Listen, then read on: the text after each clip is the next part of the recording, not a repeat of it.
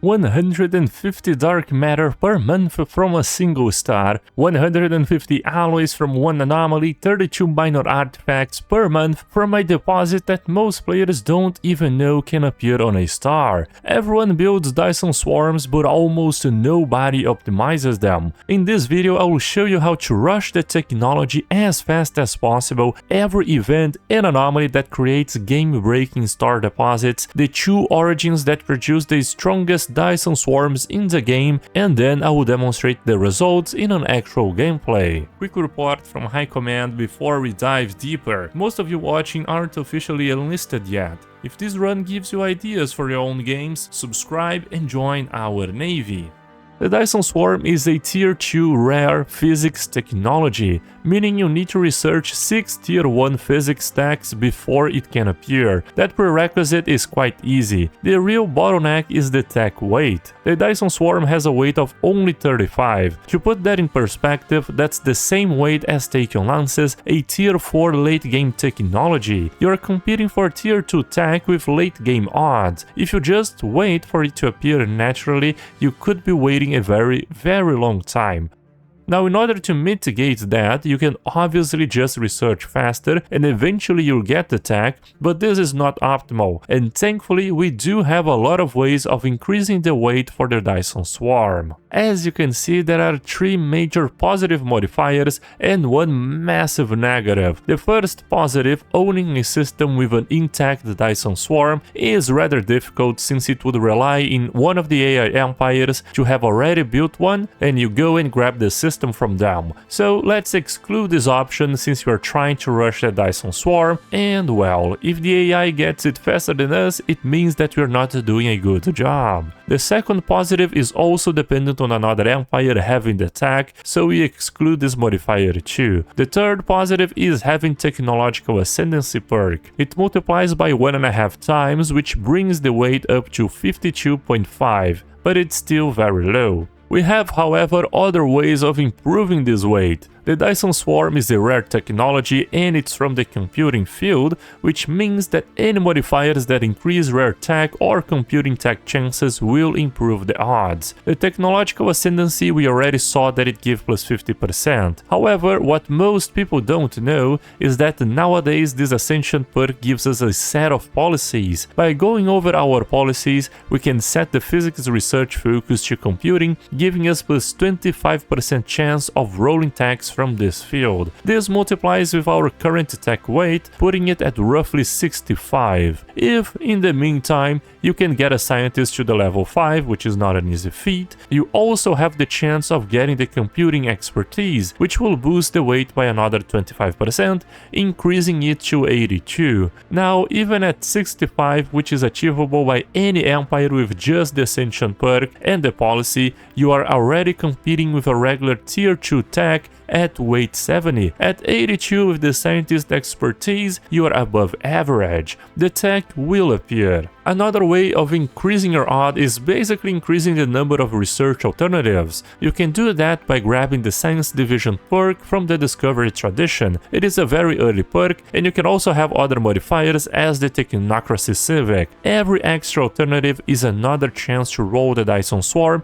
each time that you finish a technology. With 5 alternatives instead of 3, your odds improve dramatically even without touching the weight directly. There is one massive modifier that reduces your weight by 5 times. Just don't have a bad counselor. You can start with a scientist ruler with the Spark of Genius trait. That single decision at empire creation prevents your Dyson Swarm odds from being divided by 5. It's the easiest optimization in this entire guide.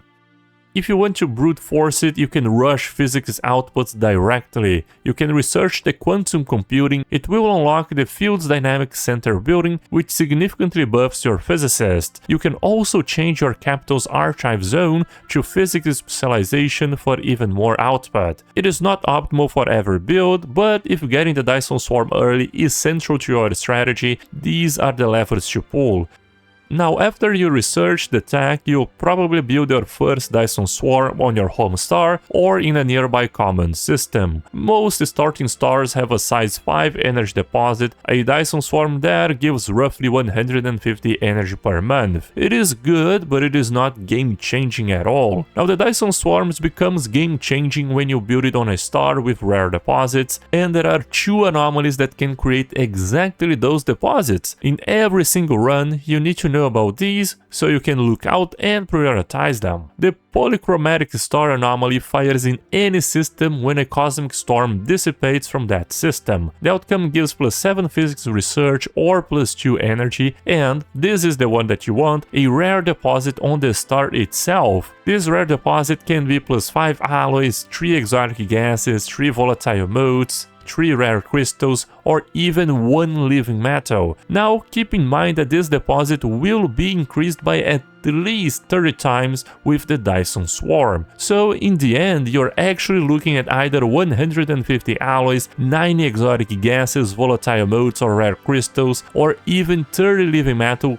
per month. The tricky part is getting it to fire. You need a cosmic storm to dissipate from a unary system, since binary and trinary systems can't have Dyson Swarms. You can also use the Galactic Weather Control Ascension perk to create cosmic storms in specific systems and force the event to trigger, but even then it depends on whether or not it will spawn in that system or a nearby one. The anomaly can only fire once, so hope that it appears on the system that you want. I also recommend to keep one of your Dyson Swarm construction slots open for this anomaly. If it fires on a unary star with a good deposit, you can build it there immediately. Having something like 90 exotic gases per month from a single Dyson Swarm is enough to fund 2 or 3 massive research planets for the rest of the game.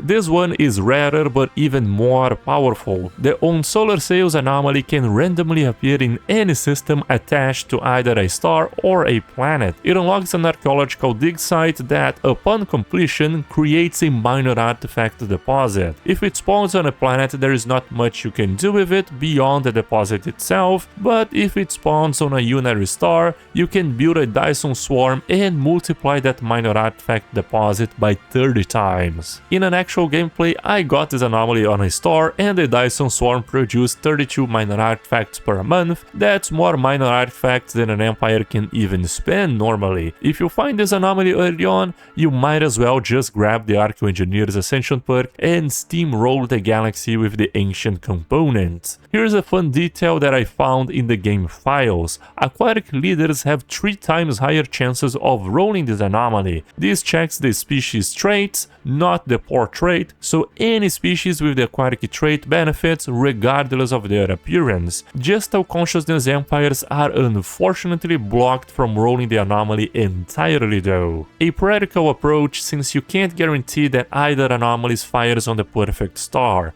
but you can maximize your odds. You can explore aggressively, survey everything, watch out for cosmic storms, and keep a Dyson Swarm slot open for opportunities. These anomalies appear often enough that catching at least one on a viable star is realistic if you're actively looking. Some origins give you stars with deposits that the Dyson Swarm multiplies into absurd numbers. 2 origins stand above everything else, but before the top picks, Resource Consolidation and Shattered Ring both start with a size 10 energy deposit on their star, double the regular amount. A swarm here produces roughly 300 energy per month instead of 150. It is solid, but it is not broken. We covered the Red Giant origin in our previous video. Once you blow up your star, the aftermath creates a size 10 energy deposit and a size 5 dark matter deposit on the supernova remnant. You can build a Dyson Swarm here that's going to be 300 energy and 150 dark matter per month from a single star. 150 dark matter per month is game breaking at every stage. For the Modularity Ascension, the dark matter engine trait it feeds directly on dark matter, so the upkeep of your pops is basically gone. Late game fleets need dark matter for the dark matter components, the strongest components in the game. The Galactic Nemesis Crisis Path needs dark matter for the Aetherophasic engine. With this swarm, 40 years of passive collection fully upgrades the engine without blowing up a single star except your own. In our run, the Dyson Swarm came online by year 37. You can get it much earlier if you prioritize physics research from the start or if you're lucky, but I was splitting focus with my species ascension. Once you defeat the Toxic God, the star is completely unique, a toxic star producing 5 exotic gases and 5 volatile modes. No other star in the game has these deposits. You can build a Dyson Swarm and get easy 150 exotic gases and 150 volatile modes per month, both strategic resources permanently from 1 kilo structure alone. That's enough to fund every advanced building, every ship component, and every strategic resource edict in your empire for the rest of the game without a single other source. One more thing, you don't need to play these origins yourself. If an AI empire is spawned with Red Giant or Knights of the Toxic God and followed the correct event path, their star has the same deposits. You can conquer the system, build your Dyson Swarm, and collect the rewards. Now that you know how to rush the tech, which anomalies to hunt for, and which origins create the strongest stars in the game, let me show you the results. In our Red Giant run, I built a Dyson Swarm on the Supernova Remnant, producing 300 energy and 150 dark matter per month. Here's how it played it out. Now we have communications established with the hierarchy of Havensky. Wow, you should really work on your posture, buddies. This meeting is surely a blessing. Yeah. Of course, we wanna be friends with you. Please don't declare war on us. We are just trying to survive a supernova. Okay, now we are losing dark matter. Oh yeah, it's because we are selling 20 per month. Let's buy more energy credits and resettle some civilians from Blazing Hope into Vorn to work as technicians. We gotta bump up this energy credit production.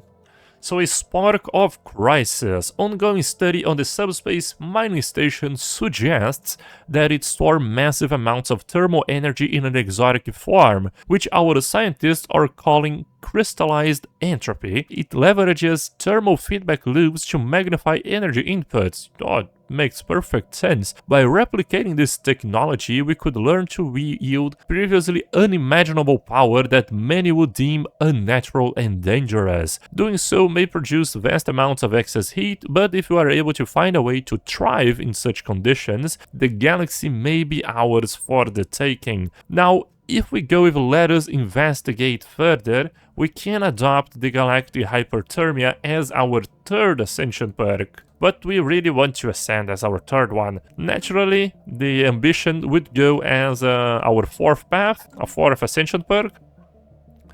But we will ascend anyway, so yeah. The other option is gonna give us 5,000 unity, which sounds a lot better than just having this specimen, the Burning Gem. Yeah, I'm gonna go for the Unity. Nova mitigated. After monumental cleanup efforts, the surface of Vorn is survivable for thermophiles again. And machines, right? Not only thermophiles live in volcanic worlds. We want some representation. While some permanent scars will always remain, they can now be leveraged to their full potential for unique research opportunities, plus 150% physics research from jobs, and 60% habitability. Nah, this habitability here, we are gonna keep it at 60% for now because we have massive devastation, but later down the line, we're gonna activate some blazing scourges, just to reduce it a little bit. Our fire cult, they're not that happy anymore. We are not in a perfectly devastated world anymore. Yeah, that's such a shame. And at year 13, we finished our Supremacy Tradition tree and we can grab the Synthetic Age. This is a huge power spike for us once it finishes. It's not gonna be 200 months, it's gonna be overclocked. 167. Once we finish this, we're gonna adopt modularity and make use of all this juicy dark matter. And it is time for us to expand our console. Let's do this. Which position shall we grab? Pyromantic Priest, minus 2% pop upkeep, or Administrative Coordinator.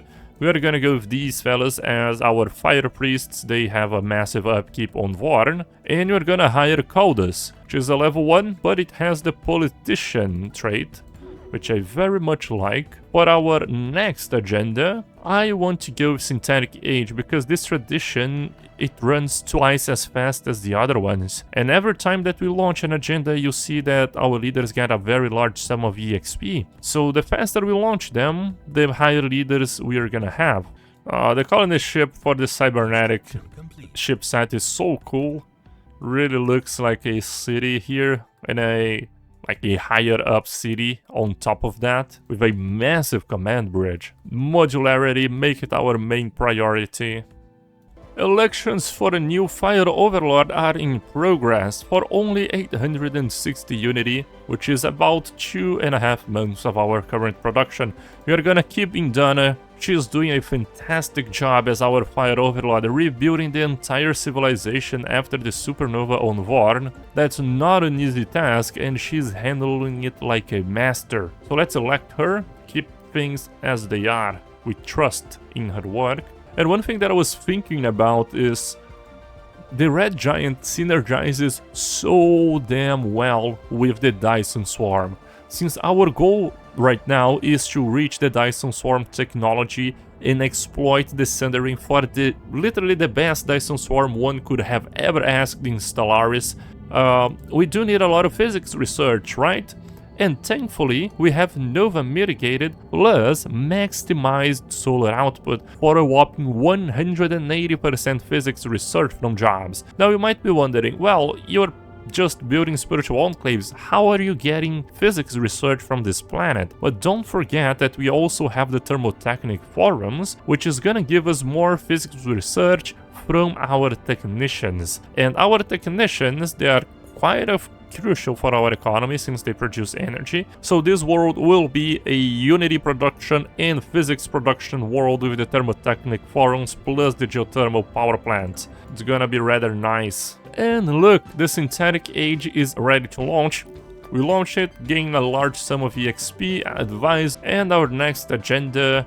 Why don't we go with Favorite Society? More specialist job output and 20% resources from jobs on our capital. Now that the devastation is pretty much at 0%, like this bonus is gonna go straight into the positive, snowballing our economy even further.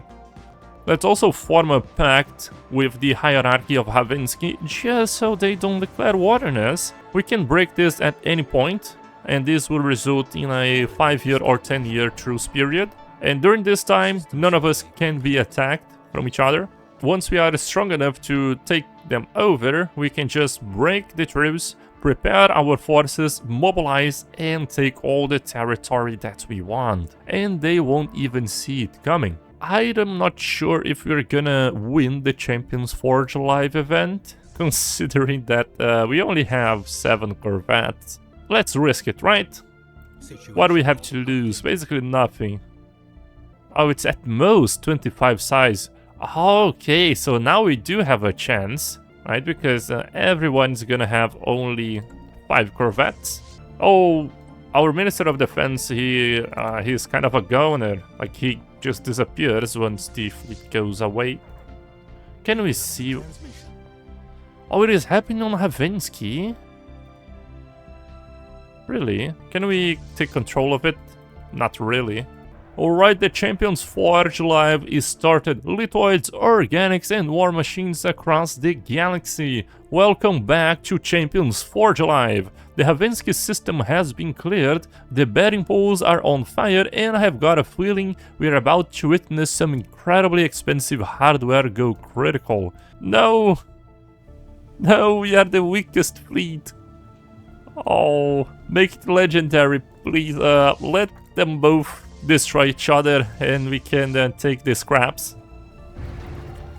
Oh my god, so many things happening. The winners of the Champions Live Forge appear to be the Gavian Mosaic Champions. Who is gonna win? Oh, the Havensky won. No way, our allies. The frenzied melee finally falls quiet in the Havinsky system, the forge goes dark, wreckage drifts through the cooling lights as emergency beacons stutter back to life. What a spectacle! That's what we came for, that's what the galaxy tuned in to see. We do not place, the trophy will not carry our name unfortunately, and the crowd will move on to brighter stars. We have returned. Alright, who even cares about this garbage event? Right, but I think that if we won, we would be very happy. That's true. You can purchase combat data even on rivals. That's interesting. Perhaps we can even declare rivalry with the champions later on. And a transformed population. Year 27, we finished the entire transformation and the synthetic ascension, basically. We can have modularity. Do we have the unity for it? I believe that we do. Yeah, very close to not having it. And we can already get the galactic hyperthermia ambition path. Allows the last player to progress towards this ambition. A new power. Is it that new, by the way? I don't think so. Our scientists report a novel method for harvesting and storing entropy by binding it into a high-energy crystalline matrix. This crystallized entropy can store and transport substantial thermal energy applicable across industrial, economic, and interstellar operations. Modeling suggests that it might be used to terraform planets into hotter climates, or even accelerating star evolution into red giants. In principle, stray entropy from across the galaxy could be reclaimed and converted into usable heat, driving compounding thermal expansion on a galactic scale. That's very much what happened with our own star, the Sundering, which is now a Class F star. That is excellent. Now we have the ambition path. It's gonna take only 527 months for us to, unlock the new crystalline entropy resource. But good news is that we are increasing our physics research, slowly but steadily. Now that we have transformed our population, we can already modify our species and have the dark matter engines, since we are producing a gigantic amount of dark matter. Oh, that's not good. The Havinsky, although they are friendly to us, they are trying to vassalize us. But thankfully, we do have a non-aggression pact, which means that even if they decide to break it, we're gonna have a 10-year truce period, which is more than enough for us to scale our economy and beat them very easily. Amazing. So our plan of grabbing the technological ascendancy, focusing on computing research, and also making our Vorn capital to produce massive amounts of physics research worked out. We have the Dyson Swarm technology, not as quickly as possible of course, but only at 37 years into the game we can already research it. And oh boy, once we build it on Sundering, our economy is about to explode. We got so lucky. So the radiant cosmic storm dissipated from Gaia, and it left a very peculiar blocker on Blazing Hope. The radiated highlands, giving us 3 maximum districts. Yeah, you heard that right. Plus 3 districts. Granted that the planet is not very large, size 15, but it is still great.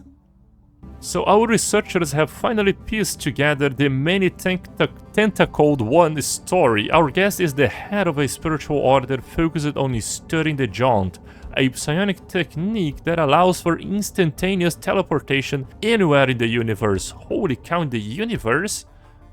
That's a little bit broken. Even if it was galactic scale, it would already be massive. Throughout the history of her species, no one has ever managed to perform a successful jaunt until now. Oh, okay, so it's not everyone that does it. The many tentacled one is unsure about her ability to replicate the feat, and her energy reserves are currently too depleted to make another attempt. For now, she would like to remain in our care and will repay our hospitality by aiding our researchers. So that's an amazing feat. If she could at least try to, give some information about how she did it. Imagine if you could replicate some feats. We will welcome her as an equal. She can stay in our vivisection labs. Holy cow, that's and we can say that this abomination has no place in our world. I mean, this would probably be massive for our empire, 10,000 unity. But we want to understand, right? Let's welcome her as equal. The many tentacle one, a psychic, engineering, analyst, energy mogul, adaptable, fantastic leader for our empire. You're quite ugly. It seems like a little bit of your head is missing, but perhaps you lost this during this jaunt technique. Yeah, and now we can build our Dyson Swarm array on the center ring. Can we even do... yeah, we can even activate the living metal mega construction because we have the modularity and a massive amount of living metal production, which we are currently selling a little bit. Alright, so aptitude tradition finished, and now we can grab another ascension perk. Usually I would grab one right away, but we want to have the galactic weather control, which requires the advanced storm manipulation technology. Therefore, we need to wait until our researchers finish the physics requirements. We are currently doing the cosmic weather models. Now, our final ascension perks, we want to have the master builders for more megastructure build speed. We want to have the galactic wonders for ultra late game potential and infinite scaling. And we also want to have the archaeology project so we can have the Anomalies and have a massive alloy world. So all of our ascension perk slots are already pre-filled, right? We already have a plan for them. Thus, we're not gonna pick anything. Now we already have the first stage of our Dyson Swarm on Sendering, and it is already producing a whopping 32 dark matter and 65 energy. Yeah, and we're gonna multiply this by 6 times. It's gonna be really nuts. Just need a little bit more alloys, let's buy and already upgrade the station. So Dyson Sphere at the tier 2, already producing 82 dark matter and 165 energy per month. Basically all of our economic problems are gone at the moment because we can just like sell a huge amount of dark matter and buy anything else that we want. Alloys, consumer goods, everything that we need. And there we have it, commanders. Our Dyson Swarm is finished. The final stage, we are producing 157 dark matter, 315 energy per month. That is at tier 44, but it could have been way sooner if we optimized our build just for that. But of course we have other goals with our empire. We are not just trying to build the Dyson Swarm as quickly as possible. So this is what it would look like in a normal gameplay from you, managing other resources but still making progress towards the Dyson Swarm. It's safe to say that our economy at this point it is kind of broken. Look, it's 3 times more than the hierarchy of Havensky, which is an AI at Grand Admiral, and we're still outputting a lot. We can sell this dark matter, like if we sell 140 per month, let's just see how much trade we'll be getting. Yeah, 451 trade per month. It is quite insane. With this trade you can buy anything from your gameplay. We are gonna upgrade our arc furnace as well just to make this system extremely broken. But yeah, commanders, that's pretty much it for this video. I hope that you guys enjoyed. The Dyson Swarm is really broken. And as always, commanders, I will see you guys next time.